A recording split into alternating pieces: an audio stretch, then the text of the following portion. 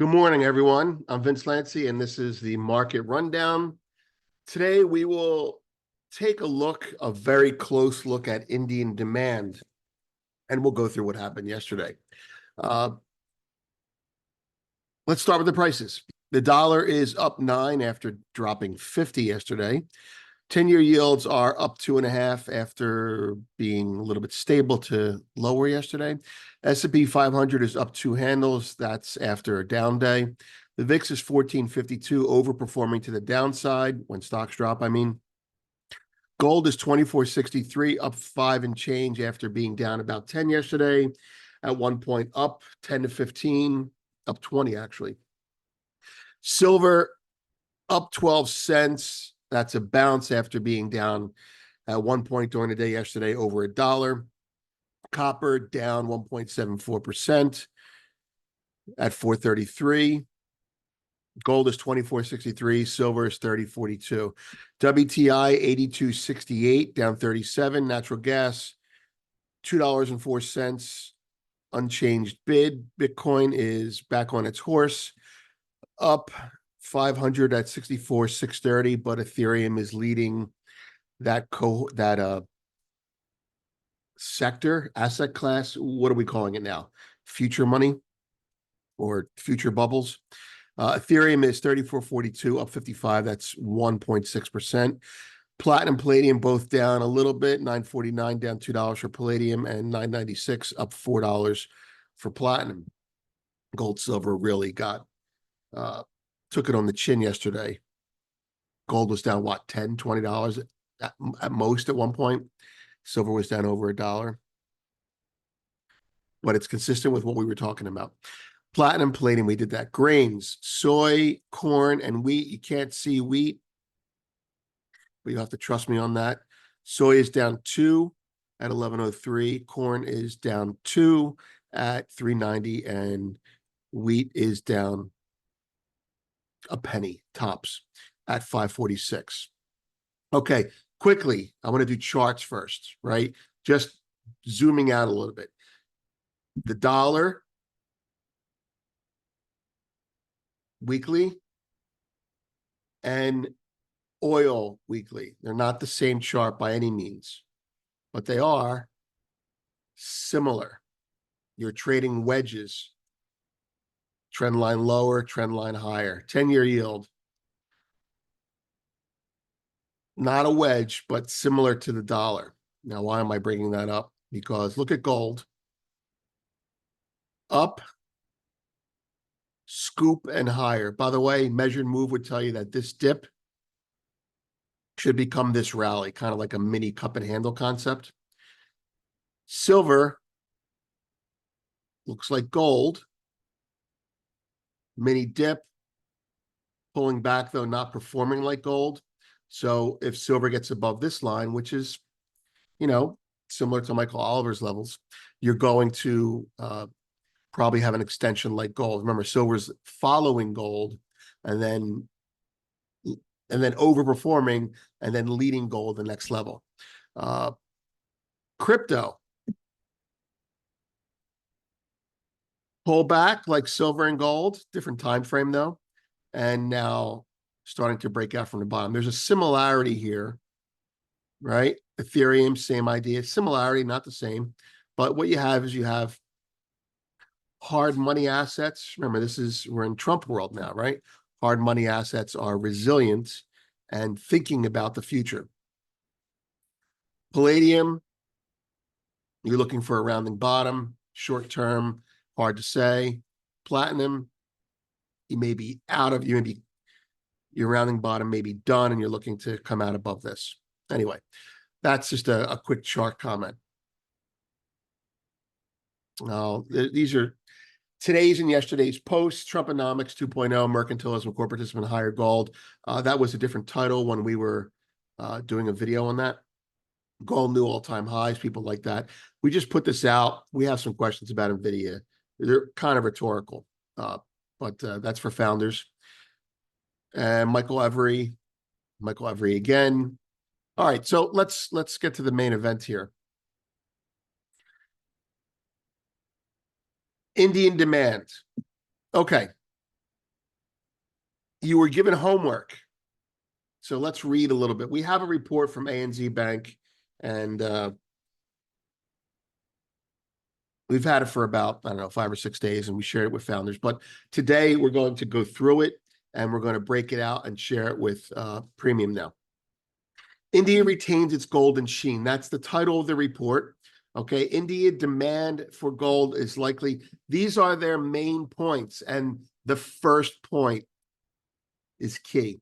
India's demand for gold is likely to remain strong in the face of higher prices. Forecast of above normal rainfall and the favorable macroeconomic backdrop should mitigate any impact from rising prices in the second half of 2024. Urbanization, rising per capita incomes, and a demographically young population are the structural drivers supporting demand for gold. Gold is China. India is China for these respects.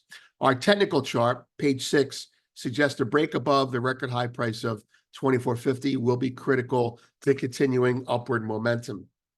All right, we have that, and we're going to share some of that with you now. Tomorrow, we're going to share the whole thing. But right now, we want to go through your homework. This is the chart that you were given and asked to look for patterns. Now, here's some patterns that you may or may not have seen. Right. So the first pattern is you may look at it as technically, right? But the patterns that I care about are the patterns that correlate these two charts. So you may notice, first of all, in the dark blue histogram, the demand will drop in general as price will rise between here and here, and demand will fluctuate as price rises between here and here. So the blue line, the blue histogram itself, demand has been fluctuating but dropping through, call it 2020. Demand has been, for periods of time, tied to the price of gold. Demand goes up when the price of gold goes down. Sometimes it will be resilient in the face of a higher gold price. That could be a comment on their economy doing well and them having more money. The other pattern that means the most to me is this. From 2016 through 2024, with COVID as the exception, their demand has been static. They've been buying the same amount of gold every quarter for years now. Years. What does that tell you? Well, that tells you that they don't want the gold. They need the gold. Look at it as a person with your own budget. You have limited resources. You have limited money, right? So the things that you need, you buy regardless of the price. The things that you want, you buy depending on the price, right? So for the last 8 years, India and other countries have been taking a larger percentage of their own fiat and putting it into gold. Now, they probably are putting it into other things as well, but gold doesn't do anything to help your economy. Gold's not innovative. Gold's a pet rock. Why would you need gold? Why would you, to put it in economic terms, why would your demand for gold be inelastic, regardless of the price? In fact, why would your demand for gold actually uptick in the last 3 quarters, despite the higher price? We're going to discuss that in Premium. But that's what we're talking about here, folks. We're talking about an era starting in 2016, 2017, where the demand for gold remained consistent regardless of the gold price. Now, you may ask yourself, well, what about COVID? What about COVID? Well, let's go back to that. During COVID, demand for gold dropped.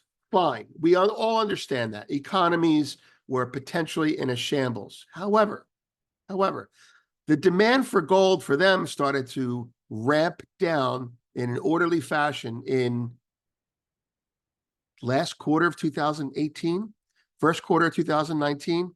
Put your tinfoil hat on, but maybe somebody saw COVID coming. Anyway, but if you take this carve out, the demand is the same.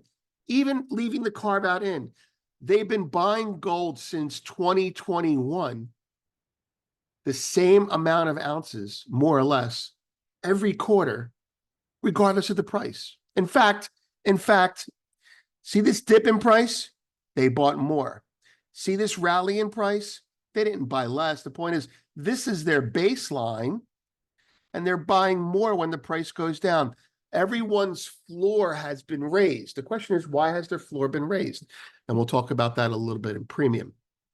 Here's the chart that gives you the idea. Stable demand, higher price. Stable demand, higher price.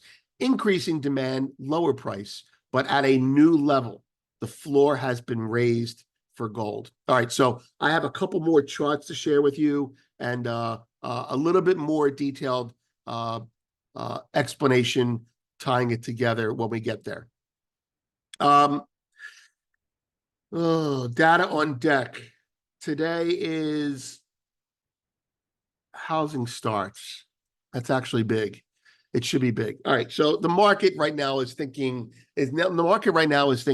rate cuts are coming in September for sure. Right. That's what they're thinking. Right. And they want it to come in July. So if housing starts are weak at 8:30, then the market will ask itself, are they weak enough for a July cut? Because if so, we're going to buy stocks. Right. And if they're not weak, how do stocks act? Because we're already assuming that there is a September cut. The point is stocks are really ahead of themselves. And I don't want to be, just outright bearish, but that's just the way it is. Yesterday's activity, a quick comment on that.